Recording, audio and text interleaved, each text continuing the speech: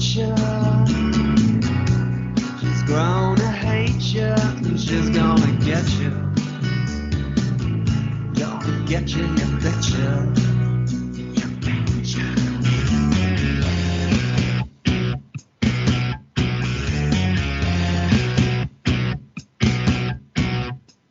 She's outlast and she's coming out swinging. She's outlast and she's just about taking all that she can take. And it's payback time, motherfuckers, it's payback time. I said it's payback time, motherfuckers, it's payback time.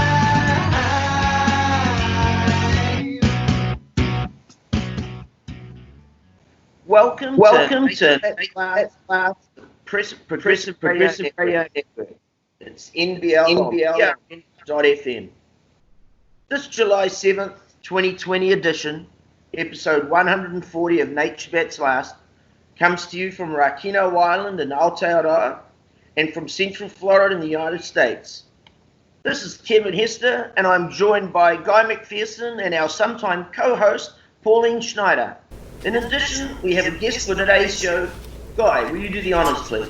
Thank you, Kevin. We are delighted to have renowned filmmaker Jeff Gibbs on this show. Jeff is known most recently for his film Planet of the Humans, produced by Agitator... Are you still with us, Guy? Yes, I am. Can you not hear me?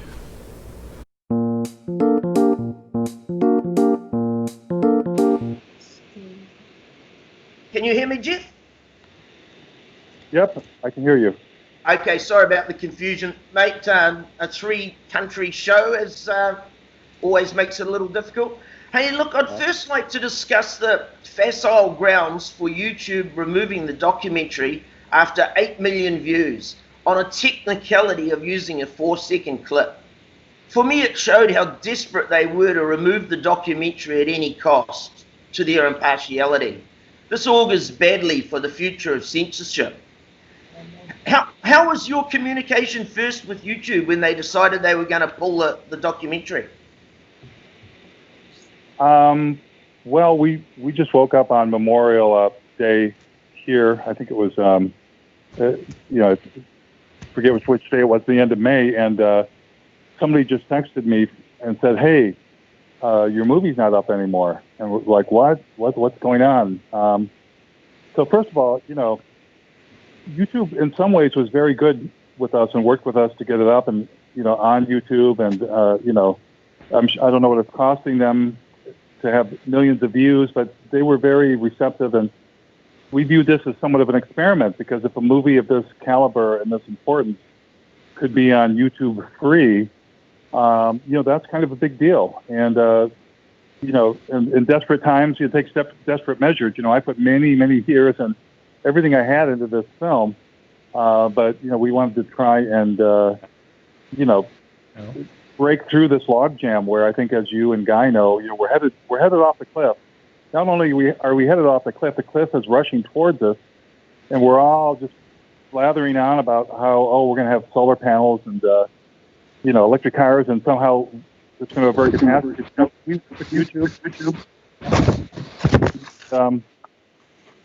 I don't know what internally was going on at YouTube, except I think what they did is they decided to play things technically just close to the vest, like we were just any video that was posted. So we got, I can't say what their motives or what was happening, except that they suddenly, I can imagine that they were getting tons of pressure because others were getting pressure.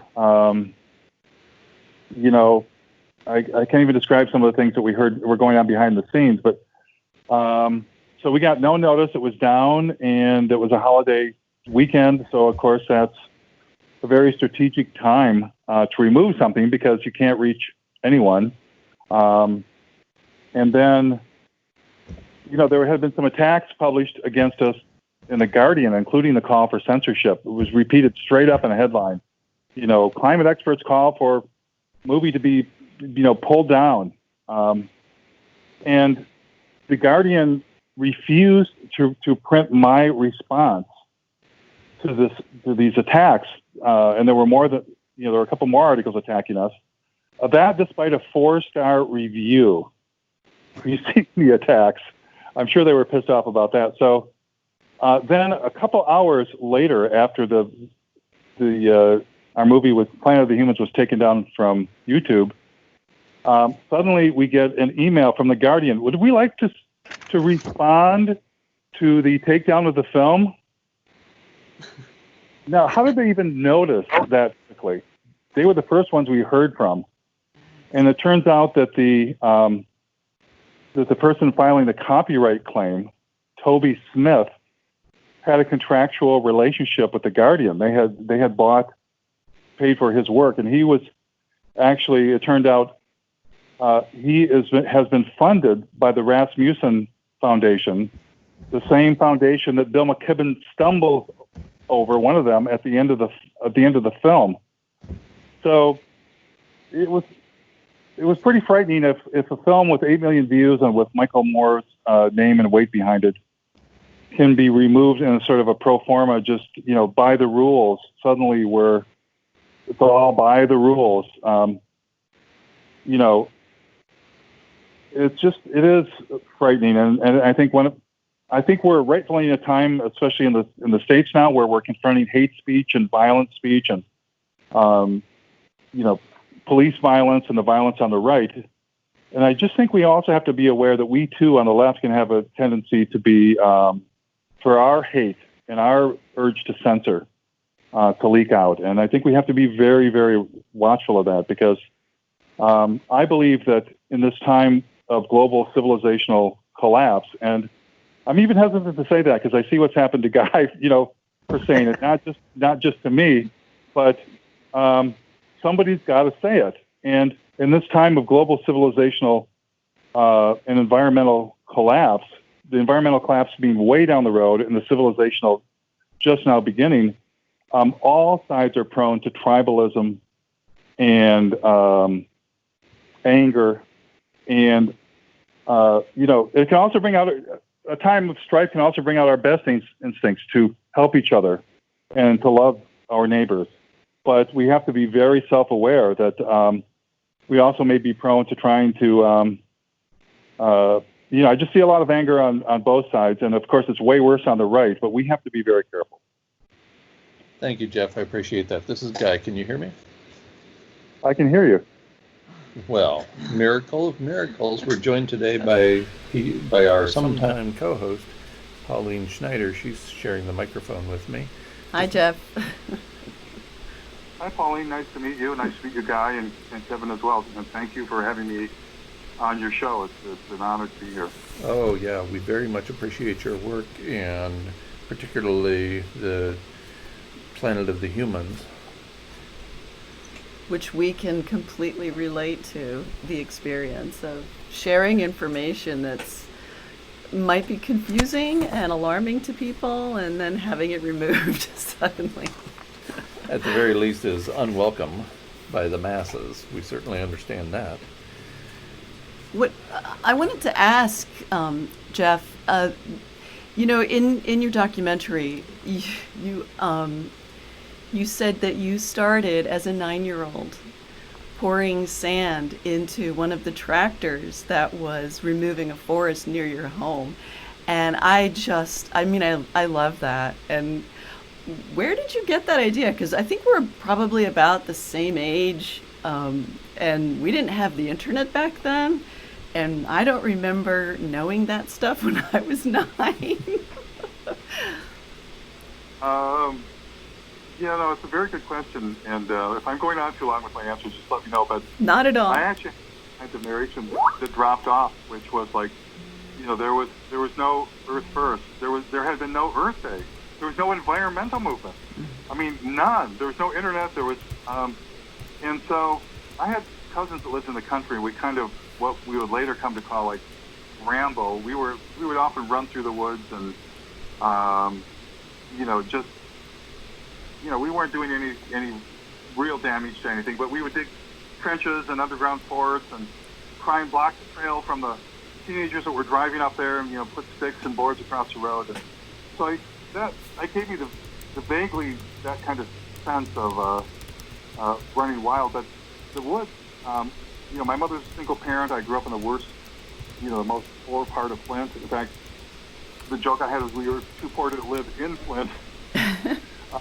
But my saving grace was these woods, and they were a miracle of tall remnant hardwoods with elderberries and, just birds and squirrels, and it was just a wonderland for me. And I just couldn't believe that they were knocking it down, and I just thought I was at the age where it's like, I still couldn't believe that things could happen, bad things happen in the world, and it couldn't be stopped. I actually just started to put things across the trail, and I actually put spikes through a board and threw it out there. It was a bulldozer. That was not the bulldozer. I was just desperate. I don't know what got into me, but and then they parked the bulldozer right near my apartment, and I just was like so distraught. I laced up my head tennis shoes one Sunday morning before anybody got up, tiptoed out, and so I don't know what got into me because I was an all-A student, and I was like the model kid who never got into any trouble, and played sports and student council and all that stuff. So I don't know. It's just something about the trees affected me from a very young age, and then when I was older, and I just desperately wanted to live close to trees, having grown up in Flint. So the trees are a very foundational part of the story because I don't know if you, just looking at your website, Kevin, I think you also refer to this, but just the trees dying everywhere. And Pauline, I don't know if you've noticed this over where you grew up or where your lifetime, but I just noticed the trees starting to die. Yeah. And all different kinds of trees. And I wondered why nobody was talking about this dieback that I've seen, for the last 30 years. So that's almost where the movie began, where my life began, but where the movie began. It's like, why are all the trees dying, and why is nobody talking about it, and what does it mean exactly? Right. And in Michigan, you were at ground zero for development or overdevelopment in the heart of the automobile industry at the time when it was really booming. So, and as you indicated, you were a reasonably intelligent person as a child. You were an all-A student, so of course you noticed what was going on, put together a couple of dots, and changes needed to be made. And if the trees weren't dying, someone was taking them down. So, and I think we've all noticed that, and that's been completely heartbreaking for any of us who paid attention to the trees. We have a caller, Mimi from Portland. The solution to dying trees is to cut them down. Right. Right. What a genius idea. Right. We have a caller, Mimi from Portland. Yeah, hey. Jeff, you sound like a decent person, and that's about the best I can give right now, because I don't know you, and I don't trust anybody, really. The question I have for you is kind of in three parts. I don't understand why knowing what you knew and knowing what you learned later seems to, at least in great part, have come from Guy's work. And throughout the movie, there are pieces that are basically plagiarized from Guy, from his work, his peer-reviewed papers, from his essays, from, all over the place, because there aren't other scientists speaking about this except for a handful, not even a handful, like 3. And those other scientists, Guy mentions and uses their work with crediting them in his peer-reviewed papers. So my question to you is, why is Guy's name not mentioned? Why was Guy not interviewed for this movie? Why was Guy not credited at the end for so much of this information being brought out? Where was the information? Where was Professor Tim Garrett of Utah? Where was his information? Why wasn't his name mentioned?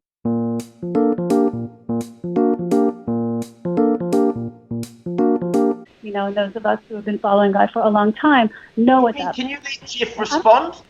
Mimi, can you let Jeff respond, please? Don't go on too long. Sure. Yes. Well, first of all, Guy, you didn't cash the $100,000 check we sent you. Come on, what's the deal here? No, thank you for your question. And what you're saying is kind of stunning because actually, Guy, we've never talked. I've never met. I actually never. I know this might sound embarrassing, but I actually have never read Guy's work. I was aware of him, and I'm aware of some of the people that you're talking about. But this truly is my movie. It's not Michael's movie. It's not Ozzy's movie. This is my story. And I discovered this stuff going down my own path. And I made a kind of semi-conscious decision as I was going down this journey. There are certain people that have written about collapse, overpopulation, limits to resources. And I decided that I was better off discovering my own voice. I even have a fantastic interview with Chris Hedges that we were going to use and that we left off at the last minute because I thought this movie is a testament to what other people are saying, but I'm saying it in my own way. So that's a pretty stunning awareness, and that's why I was eager to have this call because, Derek Jensen, I've done his podcast. I read some of Derek's stuff like 20 years ago, but I've intentionally stayed away from diving into anybody else's books or literature to tell the story my own way and to sort of, I thought it might serve as a confirmation for people who are in telling similar stories. And Guy, I don't know if you have any thoughts about that, but certainly I heard of you and your courage and what you're doing, and that many people admired what you were doing. But I think there's a name in qualitative research for that kind of approach, where you carve your own path through the data yourself. Right. Yes, absolutely. I appreciate your sense of humor and your honesty. Thank you for both. As a filmmaker, when I did my film, Going Dark, 5 years ago, I can completely relate to what you said about telling your own story. I mean, there are a lot of choices that we have to make when we're editing, and sometimes it's very difficult. And mine was short. Mine's only 30 minutes long. So, I really, and it's actually, I think what you've done is pretty great because I know that you got a lot of criticism about not mentioning nuclear in either good or negative way, and I respect that you made that choice, and I think it was an important choice. Can you talk about that? Well, as I'm thinking about moving forward, and doing podcasts and doing programs like this, and there's a tension being a filmmaker and a storyteller, and I think we need to hold ourselves as documentarians to journalistic standards and being journalists as well as storytellers. And so how much do I conjecture and spool out something before I've fully explored it, before I've done full amount of research, before I've interviewed people? So I personally believe many of the same limits apply to nuclear as apply to so-called renewables, and we need to find a different way because there's absolutely zero renewable energy technology. So we just didn't have time to deal with it, and if you're going to dive into it, you got to do it properly. But I was thinking, I believe we're hitting all sorts of limits, and even if we had some kind of free, zero carbon, supposedly forever infinite energy handed to us, clever apes, the only thing that would happen is we'd run ourselves off the cliff faster because we haven't grown up yet. And whether it's hydroelectric, nuclear, fossil energy, or so-called renewables, they all command resources from the planet. Carbon isn't the only thing. So I was hoping people would begin to generalize and have some of their own thoughts, and we would save some of the discussion about whether, if we humans got it together, what, if any, energy source we would use. But does that make any sense? I just don't. I think people of different political stripes are just all searching for a miracle. People who believe in fossil fuels want to believe that there can be clean fossil fuels that are forever. Environmentalists want to believe that there can be clean renewable energy when there's no such thing. And I think nuclear, a certain branch of, people want to believe in a clean nuclear fantasy too. So But I think for the most part, people believe what they want to believe, and the evidence is pretty irrelevant for most people most of the time. So we've gone through some of the downsides of being an honest filmmaker and honest communicator. So what's the good side? What's in your opinion, what's the best part about being a filmmaker? Why do you keep doing this? number one, no civilization can persist, no culture, no tribe without people willing to sacrifice for the greater good. And I say that in a weird way because I believe that, we all get endorphins from what we think is the right thing to do, and it makes us feel good. But I've just always felt, growing up first in Flint, that I had an obligation to tell the stories of the people that are suffering.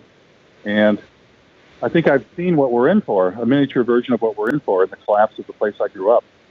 And the economic and literal violence that's there. So after working on this for so long, and maybe some of you know this feeling, despite the attacks that came, within days and weeks, we were racking up first, it's 100,000, it's 500,000. We thought, this is a huge deal. We're hitting 1 million. And then like 2 million and 3 million, 4 million. And so even amidst the stress of having spent years working on this, risked everything, I'm living in a kind of a rental house with a 20-year-old car. I just suddenly felt a sense of relief. Like, this story is out there now, and they can't contain it. And I've got a chance to reveal some of these things I've discovered and felt for a long time. So I just felt this tremendous sense of relief. And I actually had been afraid of something would happen to me before I got the story completed and out, because I really believe that we're running ourselves, that we're being ran off the cliff by industrial civilization and its apologists, and we as a species are not facing the species don't last forever. So I just felt, it's a good thing whether we can pull ourselves back from the abyss or not for people to know the reality of the time we're in. And I'm shocked, Guy, that you got some of the same people saying some of the same things, like just trying to dismiss, your warnings and your work. It's just, it's amazing. It's the same people, isn't it? Yeah, it's almost as if some of those people are receiving some sort of incentive to promulgate the information they're putting out. Or to stop your information from getting out. Right. Or to stop you, stop me. Because, if you're at, Jeff, I'd like Yale, Berkeley, or somewhere, you're living this good life, and the grants that you receive and the adulation you receive and the status you receive, even if you're not getting money, I think you're an apologist for this life that people are living. And so you get really angry at people that are saying, no, this is all a mirage. Right. In our email communications, Jeff, before the show, one of the joking questions I sent to you was, has anyone done the math on how many years a Congolese child has to dig in a mine to recover enough lithium for an electric car battery? This is one of the things that no one wants to confront when we talk about so-called renewables. That where do all these rare earth metals come from? They come from either China or in Africa, where people on very, very low wages are working in very, very poor conditions so that we can feel high and mighty about driving around an electric vehicle. Kevin, do you think it's almost like a new kind of colonialism, the mining that's going on in the name of technology and green technology? I absolutely believe that. When I was a young fellow, I was heavily involved in the anti-apartheid struggle. And what I saw in South Africa is, and since that time, is that the conditions haven't improved for black people. They might have a black president, but they're still being controlled by the corporations. In those studies and in my involvement in those times, I had a huge hero of mine was a man called Chris Harney, who was a communist in the South African Communist Party and who was also the leader of Umkhumbulo Siswe, the military wing of the ANC. And if he had not have been executed days before the end of the apartheid regime, he would have become president and he would have nationalized all those mines, and all those appalling working conditions that continue today would have been stopped. So he got a bullet in the back of the head just days before the end of apartheid in his own driveway. And the very moderate lawyer, Nelson Mandela, became the president of South Africa, and very little changed for those people. And I travelled extensively in an overland trucks through Africa, and I've been to a lot of those countries. I didn't go into the Congo because it was too dangerous when I was there. But I've had a look at the conditions that those people are working in all around Africa, and it is a modern form of slavery and a modern form of colonialism. There's no question about it. Oh, that's amazing. And I do want to do some follow-up, whether it's a movie or a series, and the caller's suggestion to interview you or all of you, or to connect somehow with some stories to help bring out in greater detail what we've all discovered. That's a great question. How long would it take a child to mine enough cobalt for an electric car? I don't know. And even if we started to make the Planet of the Humans right now, a lot of things would look worse. There's lithium mining, I think it's in Bolivia, where it's destroying the desert, and you see a brief scene of a child and a father involved in the lithium mining, just a few seconds in the movie. But, they're thinking about opening a lithium mine in the United States, and lo and behold, it's in, there's a species, I forget what species it is, but there's an endangered species right in that area. And again, they'd be destroying thousands of acres and perhaps square miles of desert habitat. It's going to use water. They're proposing whole new rounds of solar arrays. One of them is going to be not 5 square miles, but 14 square miles, and there's 1,200 endangered desert tortoises that live there. Recently, I don't think it's proceeded, but several years ago, Toyota had a contract with a company that's going to mine rare earth metals in a pristine area of Quebec between 2 First Nations communities and some of the most pure water on the planet. And of course, as you see in the film, and that's the footage in question that Toby Smith, had control of. We decided to pull it out just because we didn't want to deal with them. But they wanted to put up a rare earth mine in Quebec. And, of course, you see that it produces radioactive waste, and they're going to do it in this First Nations precious waters area. In Mongolia, there's a dramatic amount of mining that China's expanded through Mongolia that's just destroyed so many people who were living simply and relatively sustainably. It's destroyed their way of making a living and destroyed habitat. Mining's already 10% of global energy emissions. So this is why I get worked out, because they want us to keep focused on only climate change, which is real, and only the solution, the magical thinking solutions of green energy, rather than realizing the whole human enterprise of industrial civilization at this level is not sustainable. And that's become my mission since the film's come out. I don't know how you guys feel about this. It's just become very clear that I think that's where the battle is that as long as they keep people convinced that we've got lots and lots of time before the collapse, everybody will just keep carrying on like normal. You mentioned earlier the work of Tim Garrett, and his ideas are completely consistent with those of the film Planet of the Humans. He has published at least 4 peer-reviewed papers indicating that industrial civilization is a heat engine, regardless how civilization is powered. And so it appears that there's no escape. But then the other side of that coin is to reduce or shut down industrial activity, which leads to the idea of global dimming or the aerosol masking effect. Are you familiar with that notion?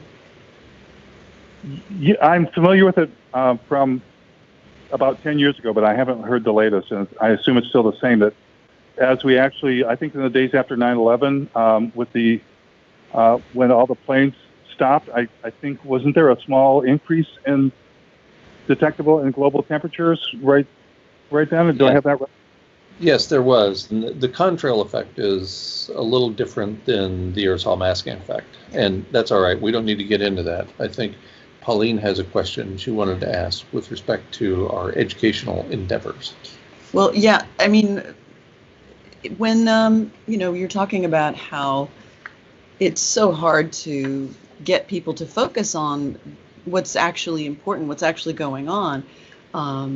And both Guy and I are educators, and he's been doing this a lot longer than most of us, and he's barely made a nudge, and I'm just wondering if you have any ideas, like how do we reach people? How do we educate them? How do we show them that, the greenwashing has, it's tricked us, really. I mean, I had a Prius, and I put solar panels on my house, and I switched over to natural gas. I mean, I was completely sucked into all of that, and I mean, how do we do it?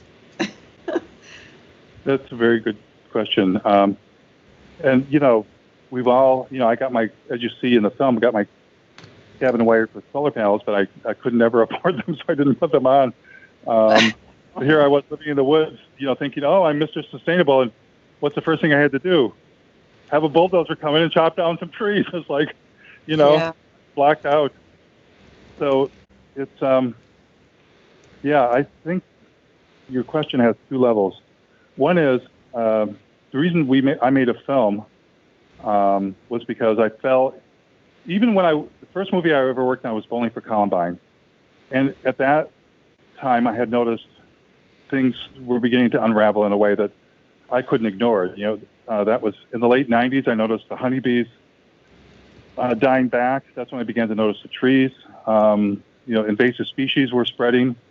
We were getting some pretty big heat waves and droughts through Michigan. So when I accidentally fell into working on Bowling for Columbine, because I grew up in the neighborhood you see in the movie where the little girl was killed, and I knew Michael from high school, so the two kind of came together, and I started working on bowling, and I fell into this. I'm like, everything I did for Michael's movie just seemed to work out very well, and so within 2 years, I went from substitute teaching and trying to write about nature stuff just to get by, and to living in New York and producing Fahrenheit. And all while working on those films, I said to myself, this is a chance to learn so I can make a film about the state of the planet and why exactly we're pretending everything's normal when it's not. So I think when you look at what has the most influence on culture, in terms of art,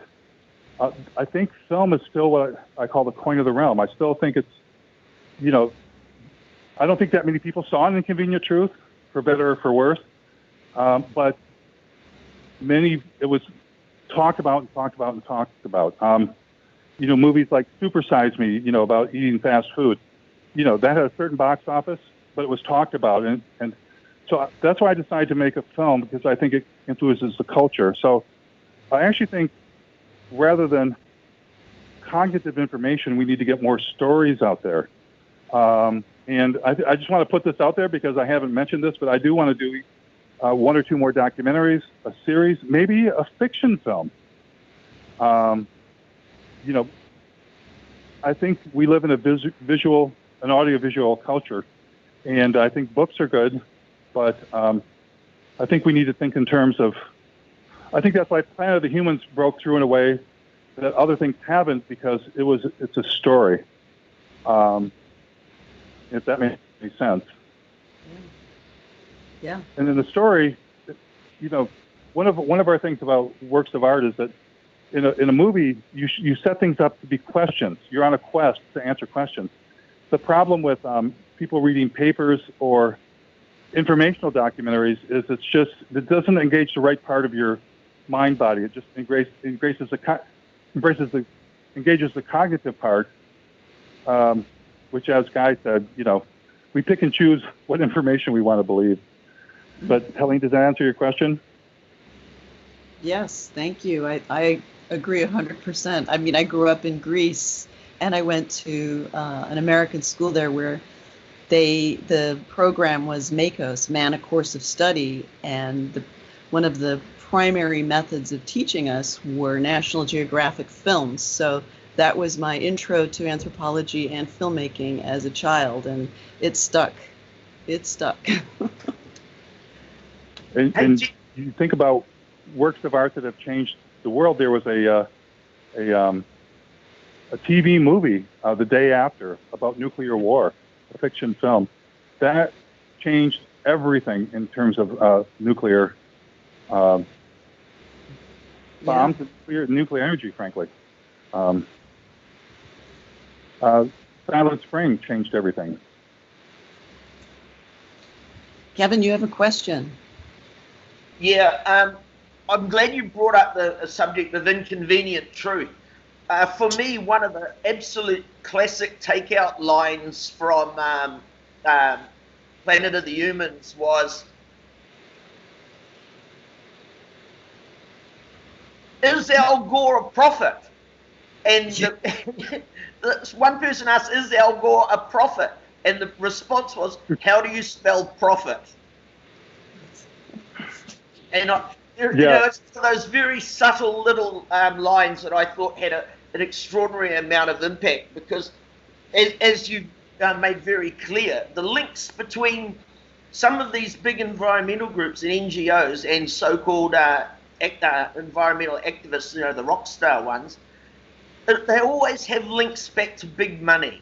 And it's that old Latin term, cui bono, or follow the money. And I think that's one of the things that the documentary did spectacularly well. It showed how influenced people were by access to money.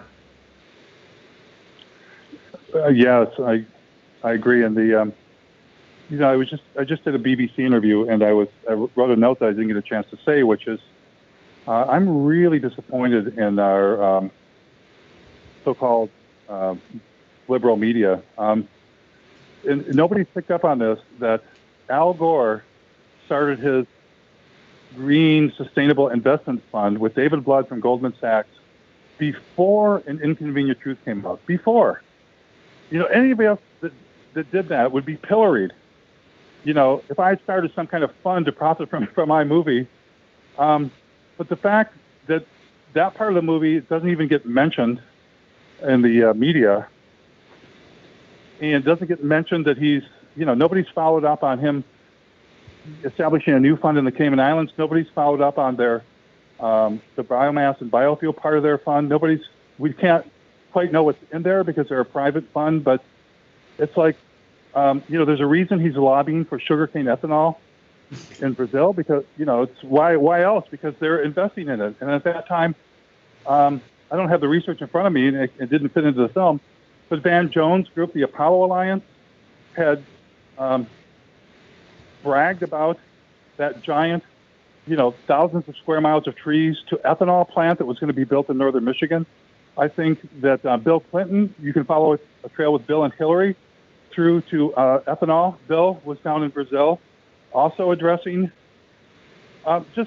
there's so much that just me sitting in a house in the woods couldn't investigate. If we could find this stuff out, what could real reporters find out? Yeah, but nobody wants to know.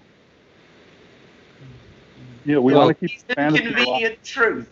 That's why we have a caller from Ohio. Trent, would you like to ask Jeff a question?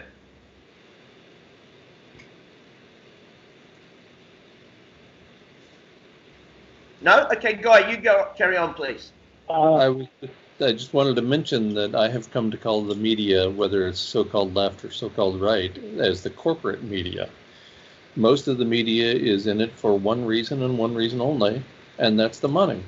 Whether it's coming from a so-called liberal slant or a so-called conservative slant, it's the corporate media. And so, as Kevin points out, cui bono, who benefits? Right. There was this weekend, as Trump was speaking, I think the Lakota tribe was blocking the entrance road, and they had blocked it with physically with bands, and there was a pretty scary confrontation with riot police, and this was happening live on social media, and I kept looking and looking. Not a single word, not a single cutaway. MSNBC, CNN. It's way cheaper to just have all these talking heads on than to have real news going on. But this connects to our story because in a follow-up film, I'd love to have this story in there. Here is one of the poorest communities in North America, and they still have title to the Black Hill, and there's $1 billion sitting there waiting for them to sign it over, and they won't take it. But what's going to happen if they sign it over? It's going to be mining for gold and all these metals that we need to keep technology and renewable technology going. So the people that are holding out for the last of nature and for the last of respectability, their stories are not being told. So that brings up a good question. What do we have to look forward to next from your creativity? What kinds of projects are you working on? I know you've mentioned a few things already. Can you put those into a bucket for us and tell us what your priorities are? That's a good question. I just think it's, it's going to be the follow-up film or series, and still trying to figure that out. I mean, in the situation we're in, it's kind of we have to be a creative to film. So I have to figure out the funding and all that. So that's still to come. But this is a great opportunity, to get to know you guys and to learn some more stories. And maybe there's a way we can we don't have to travel the world to film around the world. So just putting together the thoughts of that. But if any of you, if any of you were to say, what's the most important thing that we need to kind of wake the world up to right now to build forward? I mean, where do we go from here? Well, at least a few of us think that planetary hospice is a good approach from here forward, given that we are on the verge of destroying all habitat for humans. So trying to figure out what that means, planetary hospice at the level of 7.7 or 7.8 billion people, is a daunting challenge, obviously. Maybe we can at least start the conversation at a reasonable level. And that's a concept that I think I heard somebody say a long time ago, but I haven't heard it for a while, which is even if we are not able to make a plan to avert catastrophe, we need to make a plan to deal with the time that we're in, and with the most love that we can have towards our fellow humans and towards all the non-human species. So yeah, that's a conversation I've not heard, and that we need to have. We have a caller, Daniel. Are you still on the line? Daniel from Connecticut.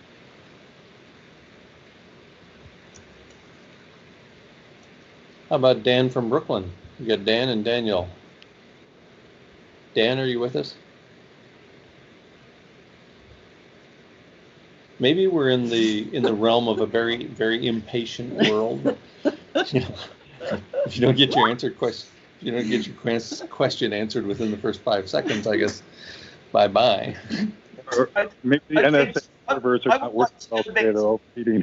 So, Jeff, I'd like to go back to the issue of funding. One of the things I saw Mike Moore discussed in one of his interviews, he said that it was going to go back and be to be released in mainstream films, high street films. And then Mike said that because of the urgency of the situation, you guys decided to upload it direct to YouTube and make it free.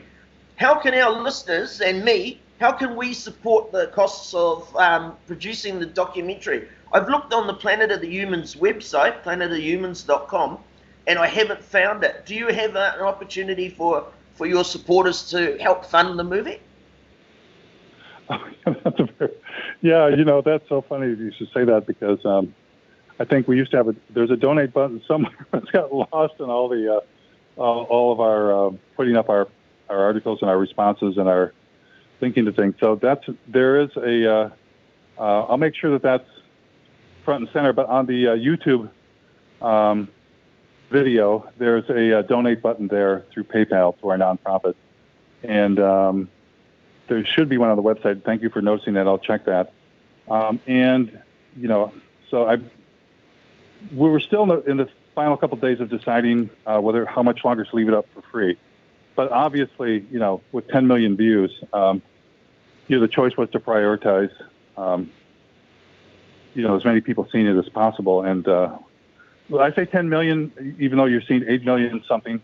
I don't think it's at 9 million yet because it's probably higher than that, but we've estimated 1 million pirated downloads perhaps. And between the other people that have agreed to host the movie, it's at least 10 million. It's probably more like 11 million, which could mean 20 million people because often more than one person watches at a time. So by any measure, a big success, except, we're looking for a way to fund things going forward.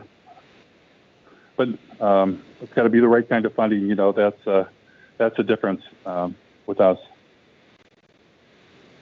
Yeah, well, if that $100,000 check is going to clear, we need to make sure you get a lot of donations coming in. Yeah, I know. That's what you held off. You were smart to do that. But we're getting a lightning storm. I'm sorry, just want to say quickly, we're getting a lightning storm, and we might get knocked off the air. Kevin will still be on, so just keep going till the end of the show. And I think Dan from Brooklyn is back with us. Dan, did you have a question or a comment?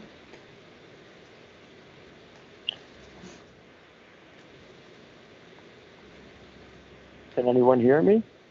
Go ahead, Dan. There you go. Hi, we hear you. You can hear me. This is Dan from Connecticut, Brooklyn. Hi. Sorry for hanging up before. I was called away by forces beyond my control. Jeff, first of all, I want to say thank you for that film.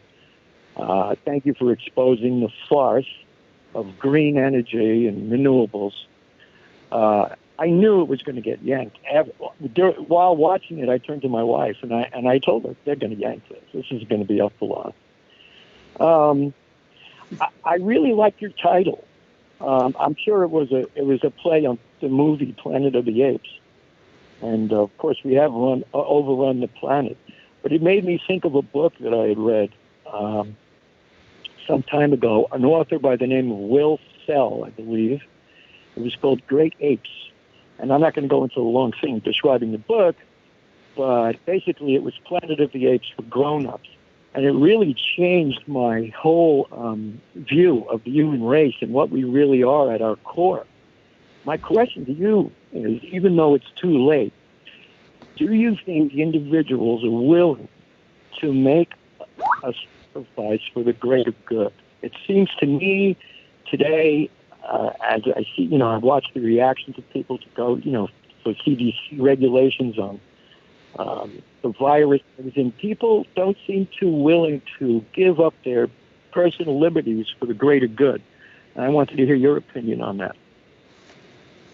Wow. That's a very good question.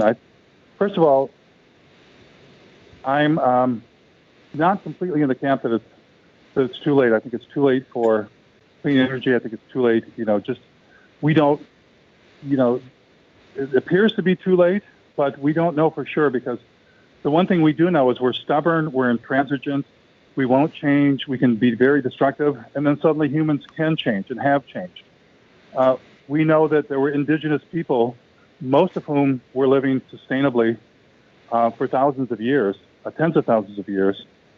In Africa, until disturbed by Western civilization, there were tribal people that didn't even destroy their megafauna. We haven't even bothered to learn how that came to be. Maybe somebody studied it. I haven't come across it. So I think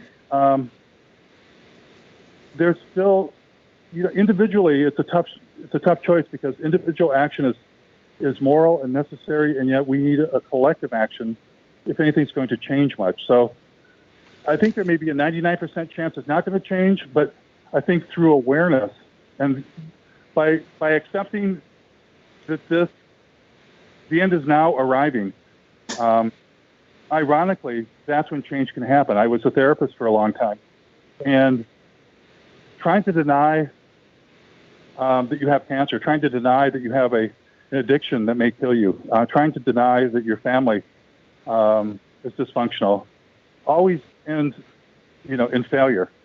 And whatever chance we have, including the chance, to have a peaceful descent into, even if whatever collapse it is, I think comes from awareness. But yeah, I don't know how the whole human race could change. I don't think it's ever happened where a single species has changed all at once before, but all I know is we're in extra deep trouble because we're not even asking the questions. And we're not even asking the question, what civilizations have pulled themselves back? Has any pulled themselves back? What cultures? I think this is what we need to be studying, not how to get more efficient solar panels, but who we are as human beings and how we're going to live going forward. So I know that's a big general question. I personally, if you were to put me in charge, I would institute a drastic conservation and consumption reduction program, or at least that's what I would make the UN talks about, not about how we're going to get the CO2 out of the air, which I don't think is possible. And doing that in a way that takes care of everyone Right. at a minimal level. It's an existential crisis on planetary proportions. Jeff, we want to thank you so much for being here today and taking the time to talk to us and share your thoughts and your feelings. It really means a lot to us. Thank you on my behalf as well, Jeff. We appreciate you coming on the show, especially given the untoward treatment you received from a lot of people. So thank you very much, and let us know how we can help with your future endeavors. I'm going to turn it over to Kevin for the wrap, but thank you, Jeff. Thank you. It's been an honor having you on the show, Jeff, and I admire your courage and integrity for how you've gone through this process. Let's stay in touch going forward. We'd like to thank our listeners today for you can catch NBL on PRN the first Tuesday of each month at 3 p.m. Eastern Standard Time. The next episode will feature a conversation with Dr. Sid Smith, visiting assistant professor of mathematics at Hampden Sydney College and General Secretary of the Green Party of Virginia. It will broadcast live on Tuesday afternoon, the 4th of August in the United States. If you missed the broadcast, you can find shows in the archives at prn.fm, the Podbean, or at Stitcher, and feel free to rate us on iTunes. Also, continue to follow the Nature Bat's last blog, GuyMcPherson.com, for further updates, interviews, and speaking tours, and you can keep current with my work at kevinhester.live. Thanks again to our guest professor, Jeff Gibbs, our listeners, and also Afrazin for his music. Until next time. Remember, the dominant culture has been very clever, but in the end, nature bats last.